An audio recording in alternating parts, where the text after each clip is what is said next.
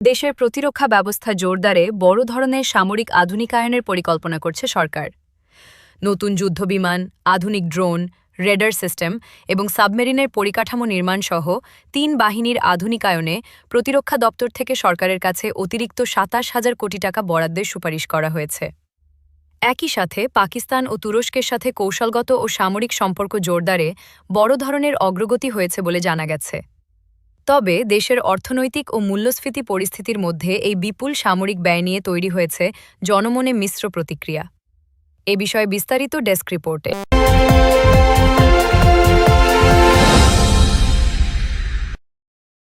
আসন্ন ২০২৬ থেকে ২৭ অর্থবছরের বাজেটকে সামনে রেখে দেশের সামরিক সক্ষমতা বাড়াতে বিশাল কর্মযজ্ঞের আভাস দিচ্ছে প্রতিরক্ষা মন্ত্রণালয়।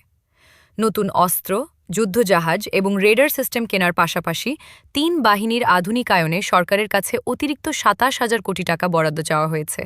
বর্তমান রাজনৈতিক প্রেক্ষাপটে সরকারও এই বাড়তি বরাদ্দের বিষয়ে ইতিবাচক সাড়া দিচ্ছে বলে গুঞ্জন রয়েছে।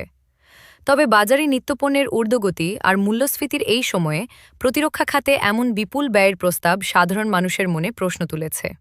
যদিও সামরিক খাতের এই আধুনিকীকরণকে সময়ের দাবি বলে উল্লেখ করেছেন সেনাপ্রধান জেনারেল ওয়াকার উজ-জামান।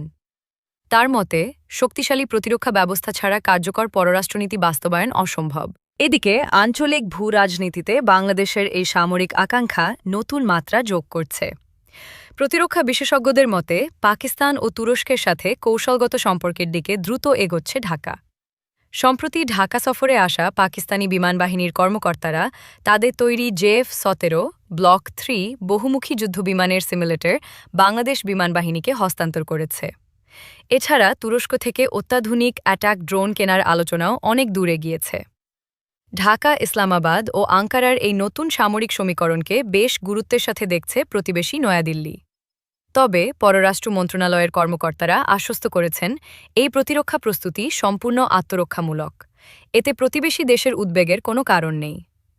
প্রতিরক্ষা আধুনিকায়নের এই বিশাল খতিয়ানের মাঝেই আগামী মাসে প্রধানমন্ত্রী তারেক রহমানের সম্ভাব্য বেইজিং সফর দেশের বহুমাত্রিক কূটনীতিতে নতুন ভারসাম্য আনবে বলেই মনে করছেন বিশ্লেষকরা।